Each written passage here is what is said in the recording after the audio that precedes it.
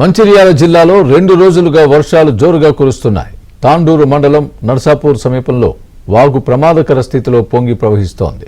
నర్సాపూర్ గ్రామానికి చెందిన యమున అనే నిండు గర్భిణికి పురిటి నొప్పులు రావడంతో కుటుంబ సభ్యులు ఆసుపత్రికి తరలిస్తూ ఉండగా వరద ఉధృతి పెరిగింది.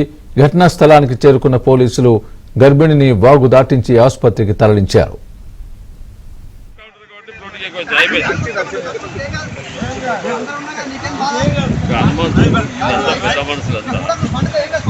మంచిర్యాల జిల్లాలో 2 రోజులుగా వర్షాలు జోరుగా కురుస్తున్నాయి. తాండూరు మండలం నర్సాపూర్ సమీపంలో వాగు ప్రమాదకర స్థితిలో పొంగి ప్రవహిస్తోంది. నర్సాపూర్ గ్రామానికి చెందిన యమున అనే నిండు గర్భిణికి పురిటి నొప్పులు రావడంతో కుటుంబ సభ్యులు ఆసుపత్రికి తరలిస్తూ ఉండగా వరద ఉధృతి పెరిగింది. ఘటనా స్థలానికి చేరుకున్న పోలీసులు గర్భిణిని వాగు దాటించి ఆసుపత్రికి తరలించారు.